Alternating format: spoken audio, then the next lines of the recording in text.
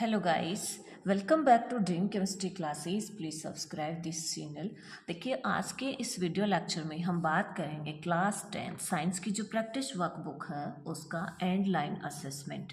देखिए, वर्कशीट 1 से लेकर के 41 तक आपको अपने चैनल ड्रीम केमिस्ट्री क्लासेस पे अवेलेबल हो जाएंगी। आप प्ले लिस्ट में जाकर के देख सकते हैं। और आज हम बात कर लेते हैं एंड लाइन असेसमेंट पे। तो देखिए, इसका क्वेश्चन नंबर फर्स्ट है, the nature of aluminium oxide is. जो एल्यूमिनियम ऑक्साइड होता है उसकी नेचर क्या होती है? तो वो क्या होता है? एम्फोटेरिक होता है, ना एसिडिक होता है ना बेसिक होता है, एम्फोटेरिक उभयधर्मी प्रकृति का होता है। The catalyst used in hydrogenation of vegetable oils is nickel. The chemical formula of salt is sodium chloride, NaCl. Question number 4. Acid found in tomato is oxalic acid.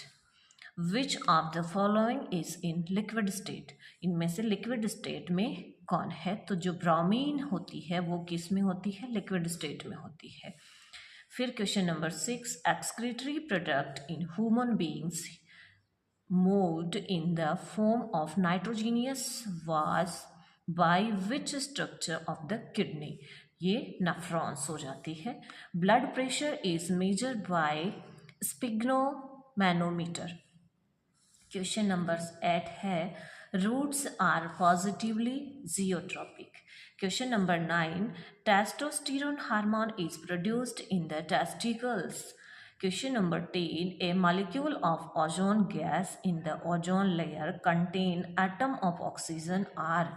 तो देखिए, जो ओजोन होता है उसका फॉर्मूला होता है O3। तो इसके अंदर कितने एटम ऑक्सीजन होते हैं? 3 एटम ऑक्सीजन होते हैं। क्वेश्चन नंबर 11 है, which type of mirror is use as saving mirror? The concave mirror. Due to which physical phenomena a coin appear raised place at the bottom of a bucket filled with water? Refraction. How much work is done in carrying a 2 coulomb charge between 2 point of potential difference 12 watt? यहाँ पे answer हो जाता है 24 joule. Question number 14, which scientist gave the theory of electromagnetic induction? तो electromagnetic induction theory दी थी Michael Faraday ने। Question number 15 है, the relationship between the radius of curvature R and focal length F for a spherical mirror is R is equal to 2f। Question number 16, distilled water does not conduct electricity while rain water conductor why. यानी जो distil water होता है वो electricity flow नहीं करता है, जबकि जो बारिश का पानी होता है वो करता है। क्यों?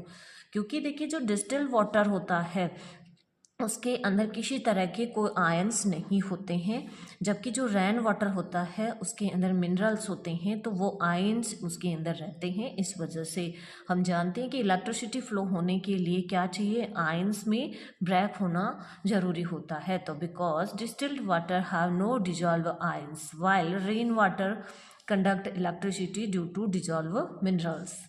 क्वेश्चन नंबर 17 है, which gas is liberated at anode and cathode when electricity passes through aqueous solution of sodium chloride? तो देखिए, यहाँ पे एनोड पे निकलती है। देखिए, किसका सॉल्यूशन लेना है? हमें सोडियम क्लोराइड का सॉल्यूशन लेना है। तो सोडियम क्लोराइड का एक्वस सॉल्यूशन लेना है। तो इस कंडीशन में यहाँ पे अगर ये कुछ मेटल्स होती हैं, उन मेटल्स के लिए कौन सी गैस? कैथोड पे हमेशा हाइड्रोजन गैस रिलीज होती है, और जो आगे नेगेटिव आयंस होता है वो वाली गैस रिलीज होती है एनोड पे। तो एनोड पे हो जाएगी अपनी chlorine gas, Cl2 gas. What is the importance of pH in our daily life? PH का क्या इम्पोर्टेंस है? तो देखिए, पीएच का बहुत ज़्यादा इम्पोर्टेंस है, क्योंकि पीएच से हम ये पता कर सकते हैं कि कौन सा सब्सटेंस एसिडिक है, बेसिक है या न्यूट्रल है। तो it measure the concentration of hydrogen ion in A solution. फिर है question number 19, what are the substance called as which get decomposed by biological process? जो बायोलॉजिकल प्रोसेस से डिकम्पोज होते हैं उनको बोला जाता है biodegradable. Which scientist gave the theory of natural selection? Charles Darwin. Name the theory of biological evolution given by Charles Darwin. उस question को उसी तरह से घुमा के पूछ लिया तो क्या हो गया, natural selection theory. Question number 22 है, explain the position of image by a convex mirror when object is situated at infinity. The position of the image at focus F behind the mirror. Question number 23 है, why are danger sign made up of red colour only. जो danger sign होते हैं वो red colour के क्यों बनाए जाते हैं? तो red colour has the longest wavelength in visible spectrum. इसकी जो वेवलेंथ होती है रेड कलर की वो सबसे ज़्यादा होती है, इसलिए वो दूर से भी हमें दिखाई दे सकते हैं, इसलिए इनको ये डेंजर साइंस को हमें रेड कलर से बनाना पड़ता है। On which physical quantity does the heating effect of electric current found? Electrical resistance of the conductor. Explain diagrammatically the electrolytic method of metal refining.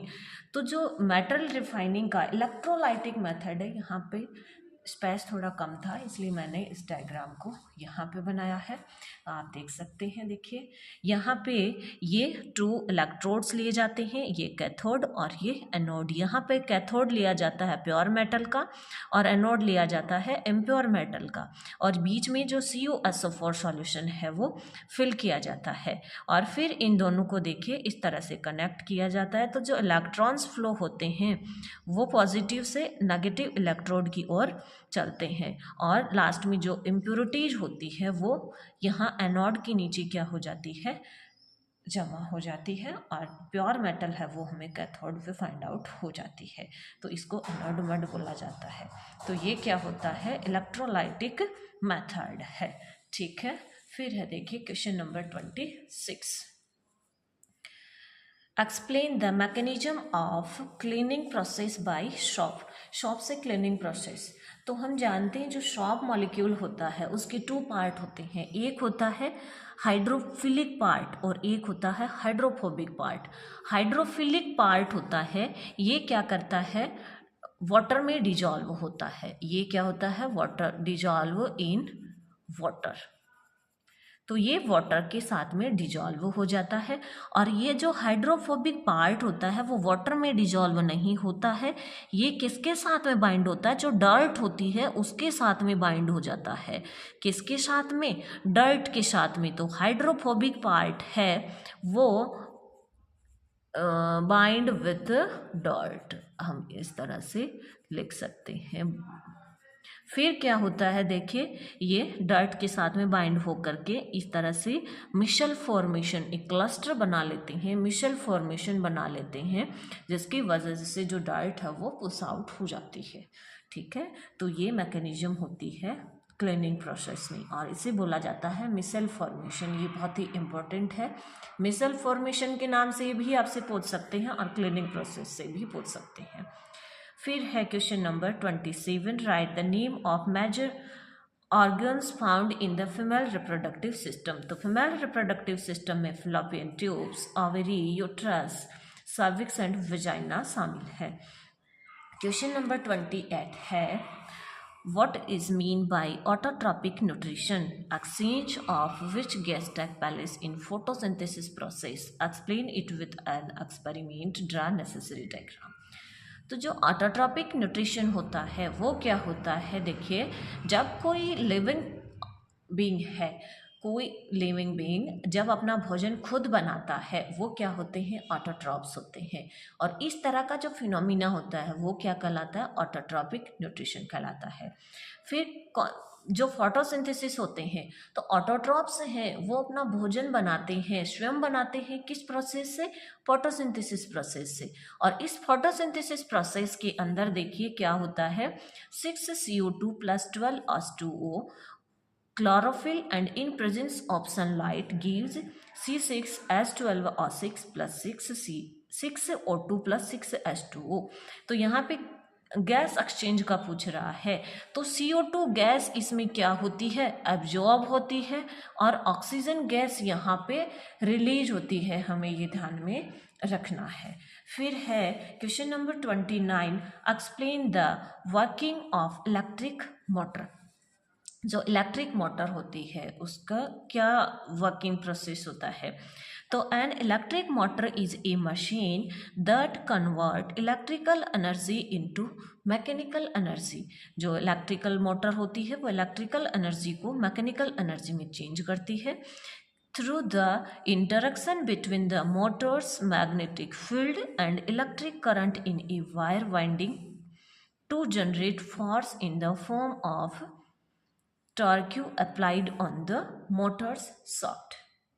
ठीक है, इस तरह से ये वाली वर्कशीट अपनी कंप्लीट होती है और अपनी वर्कबुक भी कंप्लीट होती है। इसमें आगे देखिए क्वेश्चन पेपर मॉडल पेपर की जैसे दिए हुए हैं, तो कल से हम इनको सॉल्व करेंगे, इम्पोर्टेंट क्वेश्चन से सॉल्व करेंगे। तब तक आप इसको कंप्लीट कर लीजिए।